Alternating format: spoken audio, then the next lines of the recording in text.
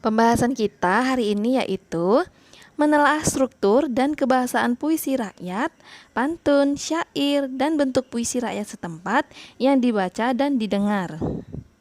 Untuk pembahasan sebelumnya tentang pengertian ciri-ciri dan jenis puisi rakyat, kalian bisa lihat di sini ya. Puisi rakyat adalah kesusastraan rakyat yang sudah tertentu bentuknya. Biasanya terjadi dari beberapa deret kalimat. Ada yang berdasarkan mantra, ada yang berdasarkan panjang pendek suku kata, lemah tekanan suara, atau hanya berdasarkan irama. Puisi rakyat berisi nilai-nilai yang berkembang dalam kehidupan bermasyarakat. Termasuk puisi rakyat adalah puisi lama yang berisi pesan-pesan dan nilai-nilai warisan leluhur bangsa Indonesia. Pada materi sebelumnya telah dijelaskan bahwa puisi rakyat merupakan kesusastraan rakyat warisan nenek moyang yang memiliki nilai-nilai dan berkembang dalam kehidupan bermasyarakat. Bentuknya ada beberapa, diantaranya pantun, syair, dan gurindam. Secara umum, baik pantun, syair, dan gurindam memiliki struktur dan kaidah kebahasaannya sendiri. Struktur dan kaidah bahasa inilah yang membedakan suatu teks dengan teks lainnya, atau puisi rakyat dengan puisi baru atau teks lain. Adapun struktur tersebut akan berkaitan dengan jumlah, baik dari sisi jumlah baris, jumlah suku kata, isi, serta rima. Selain itu, setiap puisi rakyat dalam penerapannya mempunyai tujuan yang berbeda-beda dan tertuang dalam isinya. Berikut ini adalah telaah struktur dan kebahasaan pada puisi rakyat. Kita simak ya. Menelaah beragam pola pengembangan pantun. Yang pertama, pola 1, pola 2, pola 3, pola 4, pola 5, dan pola 6. Menelaah struktur pantun. Ada beberapa aspek yang perlu dipahami untuk memudahkan kita dalam pemahaman struktur kebahasaan pada puisi rakyat tersebut. Aspek-aspek yang dimaksud seperti kalimat perintah, kalimat ajakan, kalimat seru, dan kalimat larangan. Kalimat perintah adalah kalimat yang berisi atau bermaksud memberi perintah atau suruhan. Contohnya, buanglah sampah pada tempatnya. Yang kedua, kalimat saran adalah kalimat yang berisi tentang saran kepada orang lain untuk kebaikan orang lain. Sebaiknya, contohnya, sebaiknya kau pikir dahulu demi keputusan yang tepat. Yang ketiga, kalimat ajakan adalah kalimat yang berisi ajakan kepada orang lain untuk melakukan suatu perbuatan. Ayo dan mari. Contohnya, marilah kita jaga agar lestari. Yang keempat, kalimat seru adalah kalimat yang mengungkapkan rasa hati, seperti kagum, heran, senang, dan sedih. Contohnya, alangkah indahnya alam Indonesia ini. Wahai pemuda Indonesia, teruslah berjuang melestarikan budaya kita. Yang kelima, kalimat larangan. Kalimat larangan adalah kalimat yang berisi larangan agar orang lain tidak melakukan kegiatan. Contohnya, janganlah berprasangka buruk kepada sesama. Dalam menelaah struktur pantun, kita juga harus mengetahui kalimat tunggal dan kalimat majemuk. Yang pertama, kalimat tunggal adalah kalimat yang memiliki satu objek dan satu predikat. Contohnya, pagi-pagi saya sarapan. Kemudian yang kedua, kalimat majemuk adalah kalimat yang memiliki lebih dari satu objek atau predikat. Kalimat majemuk terdiri dari penggabungan dua kalimat dasar atau lebih. Yang ketiga, kalimat majemuk bertingkat adalah kalimat yang terjadi dari beberapa kalimat tunggal yang kedudukannya tidak setara sederajat. Yang keempat, kalimat majemuk hubungan syarat, yaitu ditandai dengan kata-kata jika, seandainya, asalkan, apabila, andaikan. Kemudian yang kelima, kalimat majemuk hubungan tujuan, ditandai dengan agar, supaya, dan biar. Kemudian yang keenam, kalimat majemuk konsensif, yaitu ditandai dengan kata walaupun, meskipun, biarpun, dan sungguh pun. Yang ketujuh, kalimat majemuk hubungan penyebaban, yaitu ditandai dengan kata sebab, karena, oleh karena.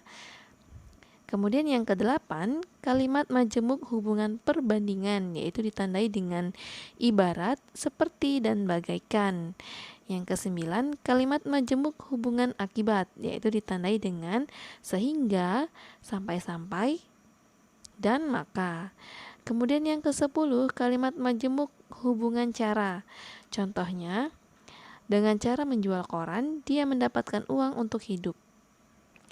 Dengan berpikir cermat, generasi muda menggapai asa. Selanjutnya, kita akan menelaah contoh telaah pola yang ke-1, yaitu buanglah sampah pada tempatnya. Jangan membuang di tengah jalan. Kalau kita tidak mau bertanya, tidak bisa mencapai semua harapan. Jadi telaah struktur pantunnya yaitu terdapat 2 larik sampiran dan 2 larik isi. Jadi larik 1 dan 2 merupakan sampiran, sedangkan larik 3 dan 4 merupakan isi. Dan bersajak akhiran ABAB. Pantun larik pertama, buanglah, itu merupakan kalimat perintah. Kemudian pantun larik kedua merupakan kalimat larangan, yaitu ada kata-kata jangan. Kemudian pantun larik ketiga merupakan kata penghubung syarat, itu ada kata-kata kalau. Sedangkan pada larik keempat merupakan akibat jawaban dari larik ketiga. Kalau tidak mau bertanya, maka tidak bisa mencapai semua harapan. Menelaah struktur dan bahasa gurindam. Jadi kata penghubung yang sering digunakan pada puisi rakyat yaitu kata penghubung tujuan, merupakan kata penghubung modalitas yang menjelaskan maksud, yaitu tujuan suatu acara atau tindakan. Contohnya supaya, untuk, agar, dan guna. Yang ketiga, kata penghubung sebab atau kausal. Ini menjelaskan bahwa suatu peristiwa atau tindakan terjadi atas sebab tertentu. Yang keempat, kata penghubung akibat. Konjungsi yang menggambarkan suatu peristiwa atau tindakan terjadi atas sebab peristiwa lain. Konjungsi yang dipakai adalah sehingga, sampai, dan akibatnya. Yang kelima, kata penghubung syarat. Konjungsi syarat yang menjelaskan suatu hal biasa terpenuhi apabila syarat yang ada dipenuhi atau dijalankan. Contoh kata yang digunakan adalah jika, jikalau, apabila, dan kalau. Contoh gurindam berikut yaitu apabila kelakuan baik berbudi, hidup menjadi indah tak akan merugi. Dengan orang tua jangan pernah lawan, kalau tidak mau hidup berantakan.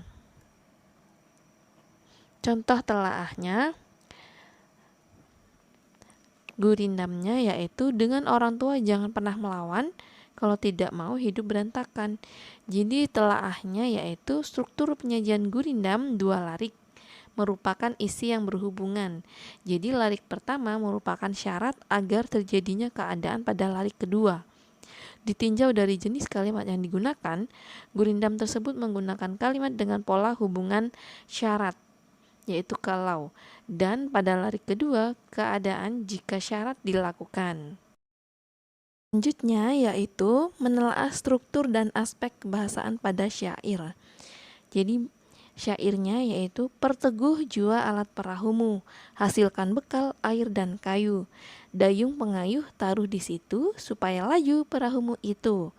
Jadi telaah strukturnya yaitu penyajian syair 1 bait terdiri atas 4 larik.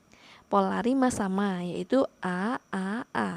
Keempat larik syair merupakan isi dan terkait dengan bait-bait yang lain. Ditinjau dari jenis kalimat yang digunakan, syair tersebut 1, 2, dan 3 merupakan kalimat perintah. Sedangkan larik yang keempat pada kutipan syair tersebut merupakan tujuan yang akan ditemui jika melakukan apa yang diperintahkan pada larik 1, 2, dan 3. Pilihan kata sangat indah dengan makna yang dalam. Ini adalah perbedaan antara pantun, syair, dan gurindam dilihat dari bait, larik, rima, dan isi. Terima kasih untuk pembahasan kita hari ini. Semoga bermanfaat. Assalamualaikum.